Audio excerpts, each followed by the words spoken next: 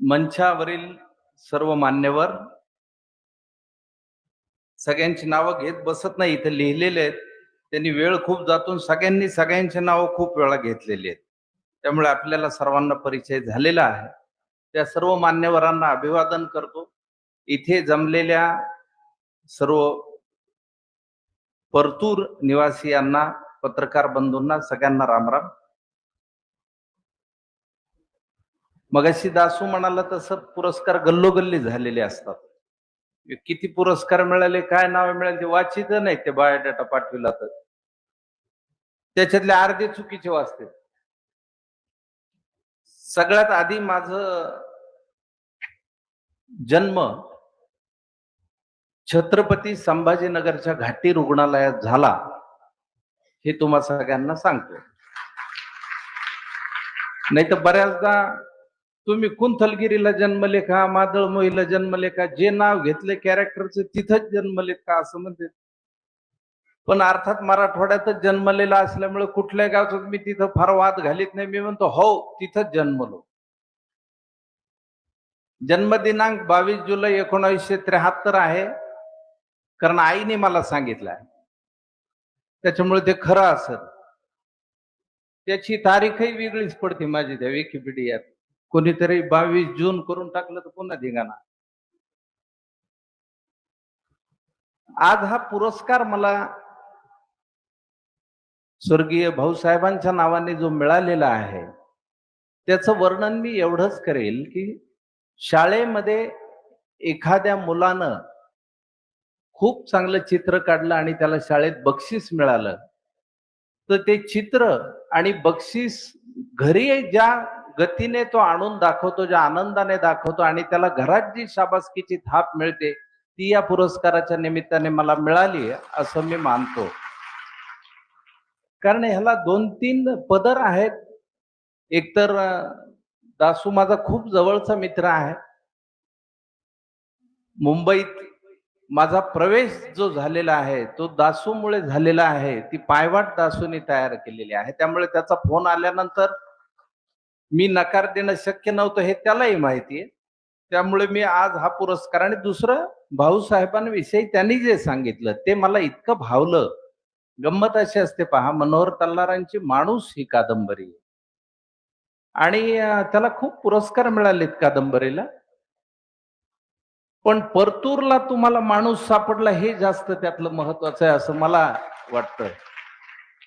आणि आज 25 वर्षानंतरही दासू त्या प्रेमातून मुक्त होऊ शकलेला नाही, ही जास्त महत्वाची गोष्ट आहे. कारण भाऊंच्या आठवणी सांगताना 25 वर्ष तो मागे गेला. मला वाटतं एखाद्याची आठवण सांगताना आपण इतकं हृदय होणं ही फार महत्वाची गोष्ट आहे. आज त्यांचे दोन्ही चिरंजीव इथे आहेत. ते त्यांचं वारसा कार्य नेटानं पुढे चालवत आहेत. पण सगळ्यात महत्वाचं म्हणजे त्यांचं माणूस असणं तुम्ही जपलं पाहिजे असं या निमित्ताने मी सगळ्यात आधी सांगतो की अजून 25 वर्षानंतर कुणीतरी तुमचंही नाव इतक्याच आदराने आणि आनंदाने घेतलं की तुमचा जीवन प्रवास सफल झाला. बाकी तुम्ही आयुष्यात काय मिळवलं त्याला महत्व गौणच असतं. कारण एक दिवस आपण जेव्हा जातो त्यावेळी कपडे काय, शरीर सुद्धा बरोबर नेता येत नाही. त्याच्यामुळे आपण कमवलं काय, तर आपण माणुसकी कमवली, आणि माणूस कमवला हे सगळ्यात महत्वाचं असतं. मी वडिलांच्या सरकारी नोकरीनिमित्त विविध गावांमध्ये राहिलो. पहिलं नाटकाशी संबंध आला, अभिनयाशी संबंध आला तो माजलगावला. मी सिद्धेश्वर विद्यालयात होतो आणि त्या सिद्धेश्वर शाळेत आप्पासाहेब जिंदाबाद नावाचं नाटक करत होते. आणि ते आमच्याकडे एक वेळापुरे सर होते, ते डायरेक्टर होते.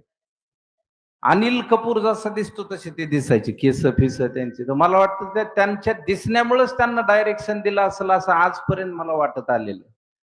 पण त्या आप्पासाहेब जिंदाबाद मध्ये मी खराडे कारकुनाची भूमिका करत होतो. बरं, आणि तेव्हा रंगमंच, माणसं, प्रेक्षक या विषयीचा काहीच अंदाज नाही. तिसरीतला पोरगा मी. तर रंगीत तालीम ज्या दिवशी होती, रंगीत तालीम म्हणजे नाटकाच्या प्रयोगाच्या आदल्या दिवशीचा प्रयोग. त्या दिवशीचा प्रयोगात फक्त आपल्या ओळखीचे, घरचे पारचे असेच असतात. त्यांच्या समोर तो करायचा. त्यांच्या समोर तो प्रयोग करताना मी इतका घाबरलो, एकाच ठिकाणी उभा राहिलो मी, मान खाली घातली आणि वाक्य आलं की फक्त हळूच वाक्य म्हणायचं. कोणाकडे मी बघितलं नाही, बोललो नाही, हालचाल नाही केली, काही नाही, काही नाही. रंगीत तालीम झाली. मी कपडे बदलत होतो. त्यावेळी आमचे गणिताचे कुलकर्णी नावाचे मास्तर, साधारण गणिताचे मास्तर असतात, त्याचे जाड भिंगाचा चष्मा बिष्मा, आणि पोरं हे मारण्यासाठीच असतात असा समज असणारे मास्तर. आताच्या काळात पोरांना हात लावता येत नाही. त्या काळात मास्तरनी पोरांना मारलं नाही तर मास्तरवर संशय घ्यायचो. अरे म्हणजे मारीत नाही पोराला हे. तर मी कपडे बदलत असताना ते कुलकर्णी मास्तरने फाडकन थोबाडीत मारली माझ्या. काय नालायक रे म्हणले तू, तुझ्या पायाला काय खिळे मारले होते कोणी दलिंद्र्या? त्यांनी थोबाडीत मारायला आणि वडिलांनी आत यायला एकच गाठ पडली. त्याच्यामुळे वडिलांसमोरच हा अपमान झाला. मग वडील मला सायकलवर घेऊन जात होते घरी. उसाचा रस बीस पाजला, म्हणले चांगलं काम केलं तू. मला कळत होतं खोटं बोलायला, थोबाडीत खाल्ल्यावर काय चांगलं काम केलं. पण दुसऱ्या दिवशी जेव्हा नाटकाचा प्रयोग होता, तेव्हा मला माझं वाक्य आलं की मी पुढे जायचो, एका हाताने पॅन्ट वर ओढायचो, कारण ती पॅन्ट दुसऱ्याची उसने मागून आणलेली. ती ओढायची, जोरात डायलॉग म्हणायचा. तर लोक हसायला लागले, त्या डायलॉगच्या पद्धतीलाच हसायला लागले. पॅन्ट वर ओढणं माईक ओढणं हे त्यांना आवडलं. तर माझ्या वाक्यांपेक्षा ते अभिनयालाच लोकांना जास्त प्रतिसाद दिला आणि मला अभिनयाचं पहिलं बक्षीस मिळालं, एक शीस पेन्सिल माग खोड रबर असलेली. ही अभिनयाची सुरुवात होती. आज मला पुरस्कार ज्यांच्या हस्ते मिळाला ते डॉक्टर फुलारी सर, हे सुद्धा कडक मास्तर आहेत. एका मास्तरनी थोबाडीत मारले आणि दुसऱ्या मास्तरनी मला पुरस्कार दिला. हे वर्तुळ आज पूर्ण झालं या पुरस्काराच्या निमित्तानं. ही एक महत्वाची गोष्ट. बरं, मी शाळेमध्ये असताना आगाऊ विद्यार्थी होतो, उद्धट नव्हतो. उद्धट आणि आगाऊ मध्ये फरक असतो. उद्धट आणि आगाऊ मध्ये फरक. आता हा आगाऊपणा मी जे बोललो ते, उद्धट पोर वेगळे असते. म्हणजे एक उद्धट पोरग शाळेत जात, तर म्हणते का रे भांड्या, काल का नाही आला शाळेला? ते म्हणतो का काल आलेले काय कलेक्टर झाले काय सगळे? मास्तर म्हणते आज उशीर का झाला तुला? ते म्हणतो माझ्या भरोश्यावर बसत जाऊ नका, तुम्ही शिकवायला सुरुवात करीत जा. उद्या उशीर आला तर तुझा कोंबडा करीन. करा पण काळ्या मसाल्यात झणझणीत करा म्हणतो. हा उद्धटपणा झाला. आगाऊपणा वेगळा. आगाऊ विद्यार्थी म्हणजे एका बागेत पेरूच्या झाडावर पोरग चढलं, काका आले म्हणले खरे पिंट्या काय पेरू झाडावर चढला? काका माझी विट्टी अडकली. आरती विट्टी 4 महिने तिथंच पाहायला लागलो, तवाच का नाही काढली? तवा पेरू कच्चे होते ना. हा आगाऊ विद्यार्थी. तर मी आगाऊ या सदरात मोडणारा विद्यार्थी होतो, उद्धट नव्हतो. कारण अभिनय करण्यासाठी सगळ्यात पहिला आवश्यक गुण असतो तो आगाऊपणा. तुमच्यामध्ये आगाऊपणा असेल तर तुम्ही चांगले अभिनेते होऊ शकता, एवढं लक्षात ठेवा. पण त्याच्या आधीच्या काळात खूप टक्के टोनपे त्यासाठी खावं लागतो. त्या काळात मास्तरांनी सांगितलेली गोष्ट म्हणजे आळशी राहायचं नाही. ते आम्हाला एक जपानी शेतकऱ्याची गोष्ट सांगायची. म्हणले एकदा जपानहून एक शेतकरी आला आपला मराठवाड्यात म्हणले, आणि एका आंब्याच्या झाडाखाली बाजेवर एक जण निवांत झोपलेला त्याला दिसला. तर त्या जपानी माणसाला सहन झालं नाही. देव सकाळच काय झोपलाय म्हणले हा.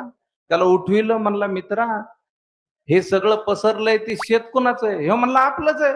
अरे म्हणलं एवढं चांगलं शेत आहे, त्याची चांगली निगा राख. म्हणजे काय करू? चांगलं बियाणं टाक त्याच्यात. त्याने काय होईल म्हणला? चांगलं पाणी पुरवठा कर. त्याने काय होईल? अरे चांगले खत कीटकनाशक कर. त्याने काय होईल? अरे अत्याधुनिक तंत्रज्ञान आलंय शेतीत, ते वापर. त्याने काय होईल? अरे पीक चांगलं येईल तुझं, मग काय होईल? अरे उत्पादन वाढेल तुझं, त्याने काय होईल? अरे म्हणला बाजारात चांगला भाव मिळेल तुझ्या मालाला, त्याने काय होईल? अरे तुझ्याकडे पैसा येईल खूप, त्याने काय होईल? तुला आरामात राहता येईल. मग येऊ म्हणलं आता काय करायला लागलो मी, पुन्हा झोपला. ते गोष्टीतलं शेतकरी व्हायचं नाही म्हणून.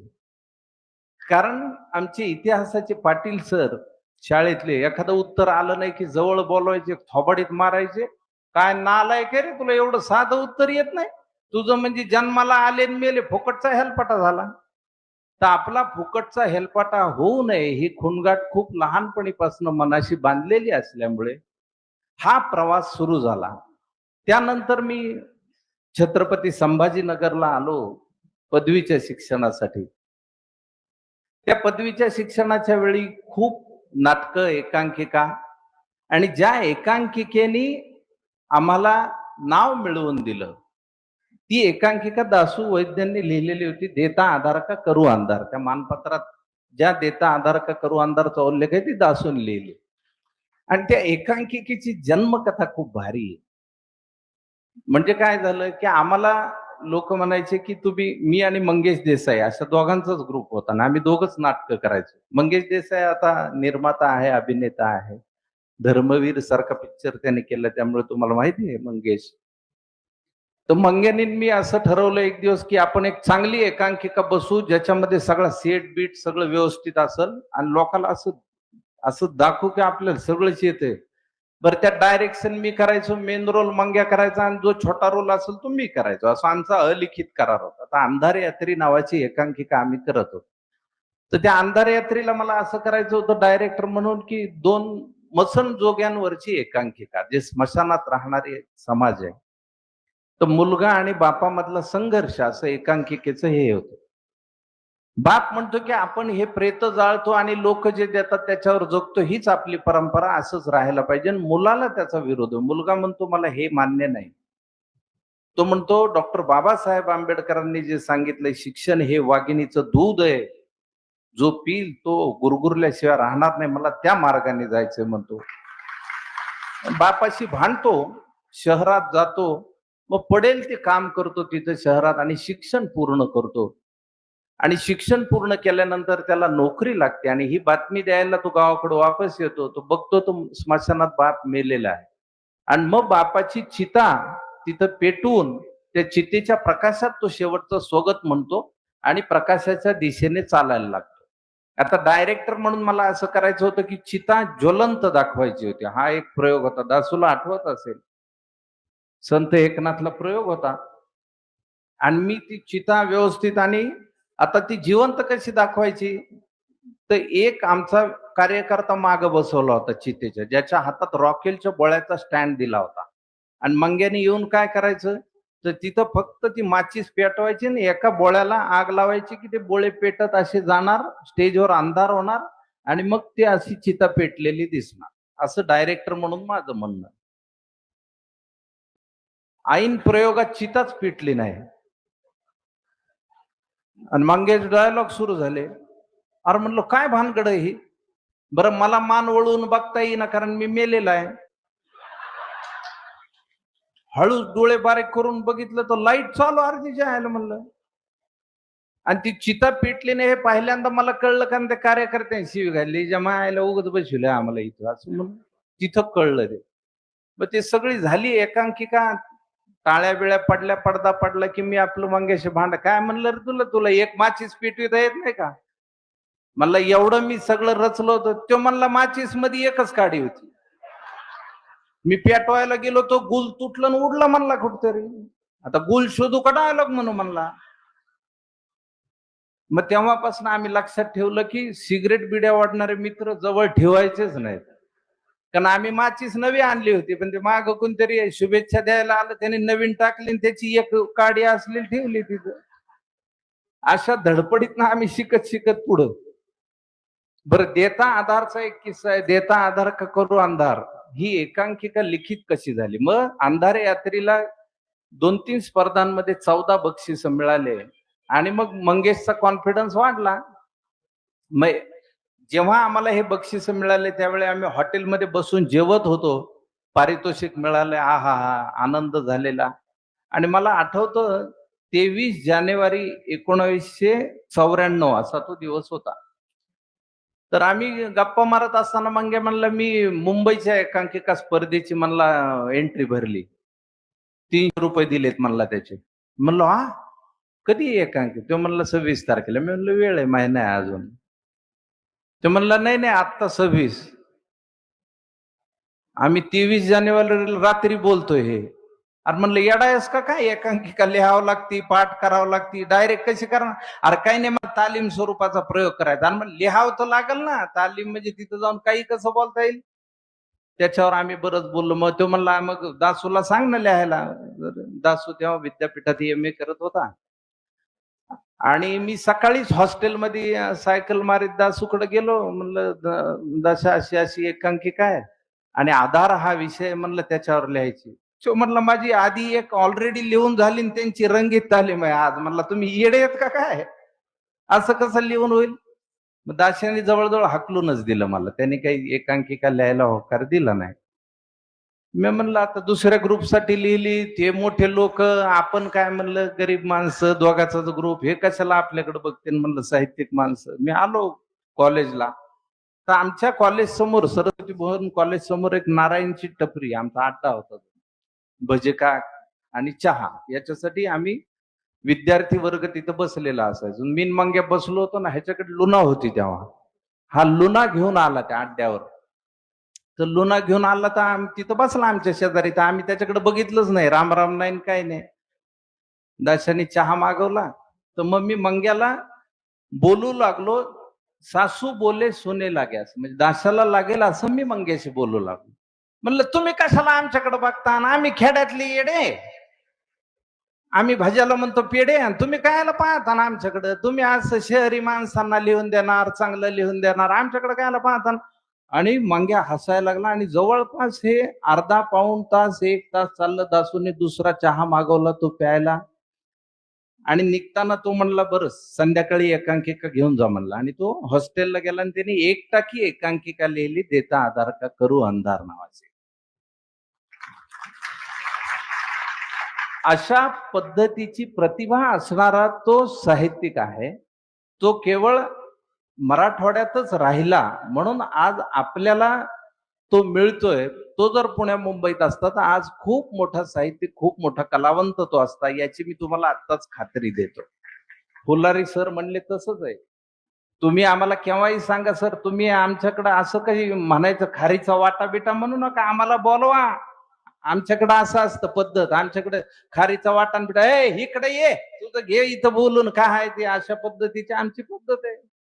आपल्या मराठवाड्यातलं होय, म्हणजे ड्रायव्हरला सुद्धा माहित असतं मागच्या सीटवर काय घरात प्रॉब्लेम आहे, इतका आमचा धिंगाणा आहे. म्हणजे आवाजाची पट्टीचा त्याला काय गरज होती सांगायची त्याच्या मायला. मग ड्रायव्हर म्हणतो राहू द्या, काय ह्याला भांडता, जाऊ द्या, होऊन जाईल 2 दिवसात. अशा पद्धतीचा आमचा मराठवाड्याचा खेळ आहे. बरं, मग दासूनी एकांकिका लिहून दिली, ती होती 24 जानेवारीची संध्याकाळ. आता 26 जानेवारीला एकांकिका, मध्ये राहायला 1 दिवस 25 जानेवारीचा.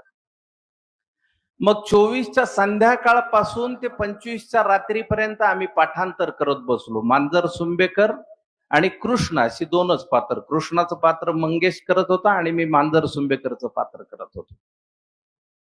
आणि 25 तारखेला पाठांतर झालं याची खात्री झाली. आणि 26ला आम्ही एशियाड मध्ये बसलो, संभाजीनगरहून पुण्याला जाणाऱ्या. आणि एशियाड मध्ये मी एकांकिका बसवत होतो डायरेक्टर म्हणून. हे डायलॉग झालं की इकडे जा, इकडून इकडे जा. ते एसटीतले आजूबाजूचे लोक बघतो, कोण बावळे पोर आहे ते दोन, त्यांचं काहीतरी तिसरंच चालू आहे असं. ते एक दोघांनी इंटरेस्ट घ्यायचा प्रयत्न केला, पण आम्ही झटकिले, चला चला आमचं काम चालू आहे. त्यांना वाटलं काहीतरी यांचं चालू असतं. मग आम्ही 26ला पुण्यात पोहोचलो आणि पहिल्या राऊंडला एकांकिका केली. तर 2च परीक्षकांसमोर ती एकांकिका तालीम स्वरूपात करायची आणि ती झाली.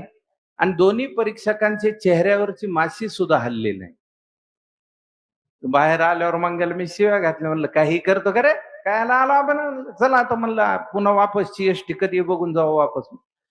त्याचा कॉन्फिडन्सच इतका मंग्याचा नाही. म्हणला रिझल्ट ऐकल्याशिवाय नाही जाय. म्हणलं 2 जण ते हसले नाही कुणी, काही नाही, कायला काय मिळतं आपल्याला. म्हणलं इथं पुण्या मुंबईच्या एकांकिका म्हणलं पुण्यातल्या कसल्या भारी असत्या. आणि त्या वर्षी पुणे सेंटरवर 79 एकांकिका होत्या. म्हणलं त्याच्यातनं 8 एकांकिका लागणार, त्यात आपली कुठं लागल. म्हणलं ते म्हणला नाही, रिझल्ट ऐकल्याशिवाय निघायचं नाही म्हणला. आणि पैसे त्याच्याकडे असायचे बक्षिसाचे, त्यामुळे माझा नाईलाज झाला. म्हणलं ठीक आहे तू म्हणशील तसं. एकांकिकेचा निकाल लागला आणि पूर्व प्राथमिक मधनं ज्या 8 एकांकिका प्राथमिक मध्ये गेल्या त्या देता आधार का करू अंधार होते. तर आम्ही मी मंग्याला मिठी मारली, म्हणलं काय कॉन्फिडन्स आहे यार तुझा, म्हणलं ह्याला म्हणते कॉन्फिडन्स.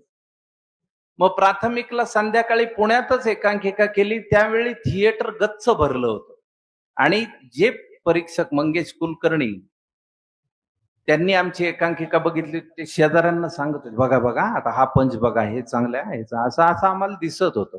आणि त्या एकांकिकेला प्रचंड प्रतिसाद मिळाला आणि ती एकांकिका मुंबईच्या अंतिम 8 मध्ये सुद्धा पोहोचली आणि मुंबईच्या अंतिम 8 मध्ये पोहोचून मला महाराष्ट्रातून सर्वोत्कृष्ट अभिनयाचं पहिलं बक्षीस मिळालं. आणि त्यावेळी प्रमुख पाहुणे नाना पाटेकर होते आणि आदरणीय नाना पाटेकरांनी मला त्यावेळी बक्षीस देताना भाषणामध्ये सांगितलं की तुझ्यासारख्या कलावंतांनी मुंबईत यायला पाहिजे. त्यात दासूनी एक डायलॉग लिहिला होता, कृष्ण म्हणतो मांजर सुंबेकरला, मांजर सुंबेकर तुम्ही ऍक्टर तर बरे दिसता, मग तुम्ही अभिनय क्षेत्रात इकडे पुणे मुंबईत का नाही येत? मांजर सुंबेकर म्हणतो कसं आहे देवा, हे पुणे मुंबईतल्या लोकांचं काही खरं नाही, नुसतं म्हणते तू ये रे एकदा, आपण बसू रे एकदा. हे बसत नाही तर बोलत नाहीत. आपण पेरण्या धरण्या टाकून इकडं आलो आणि त्यांनी नुसतं असं केलं, चाल बर खायचं काय मग तू भाक्या, अशा पद्धतीचं होतं. त्यावेळी नाना म्हणले की मी असं नाहीये, मी स्वतः तुला तू ये रे एकदा वगैरे काही नाही, तू मुंबईत ये. आणि तेव्हा मला आणि मंगेशला मुंबईत जाण्याचा पहिला जो प्रतिसाद मिळाला तो तिथे होता आणि त्यानंतर आम्ही मुंबईत गेलो.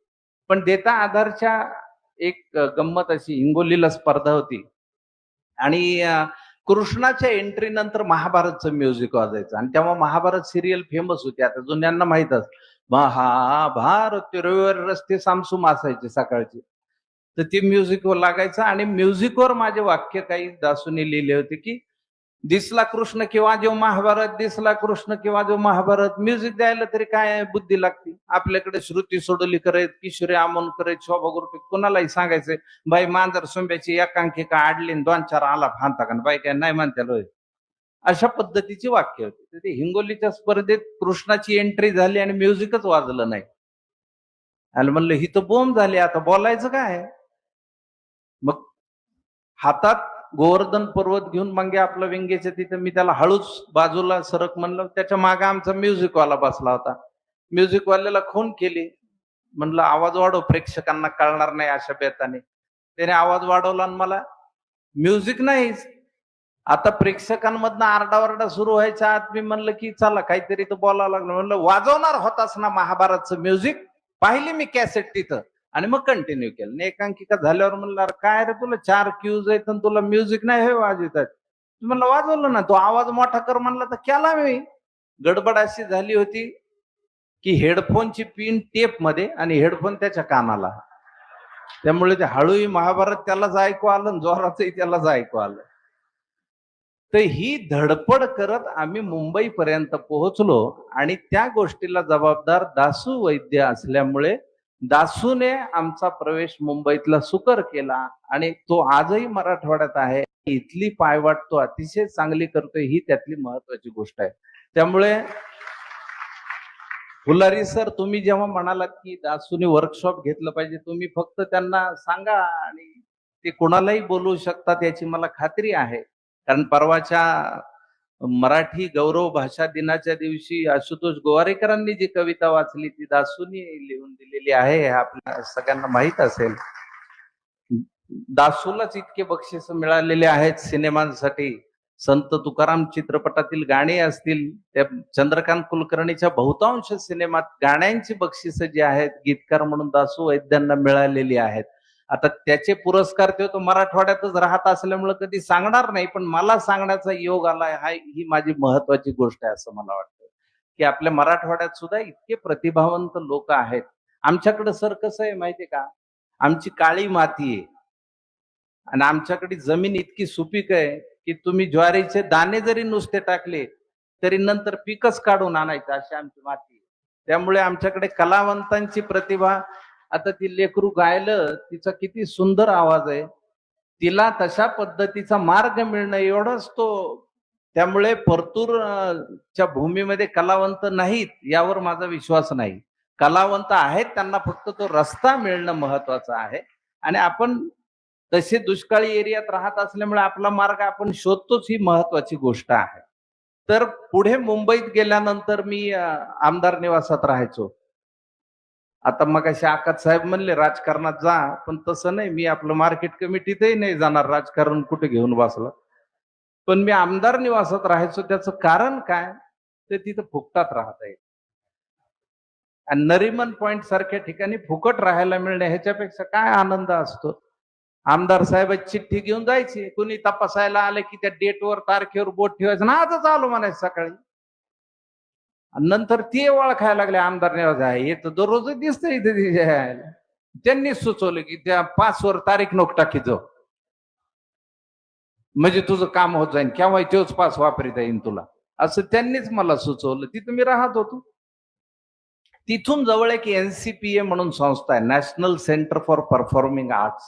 आणि तिथं आपले बीड जिल्ह्यातले वामन केंद्रे सर तेव्हा काम करायचे, जे आता दिल्लीच्या राष्ट्रीय नाट्य विद्यालयाचे प्राचार्य म्हणून निवृत्त झाले, ज्यांना पद्मश्री पुरस्कार सुद्धा मिळालेला आहे.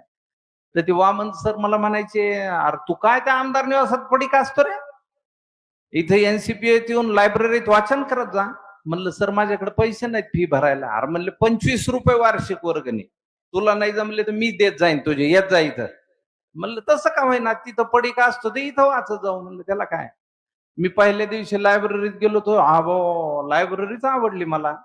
मोठाल्या काचाच्या खिडक्या, बाहेर समुद्र दिसतोय, बसायला मऊ मऊ सोफे, थंडगार AC.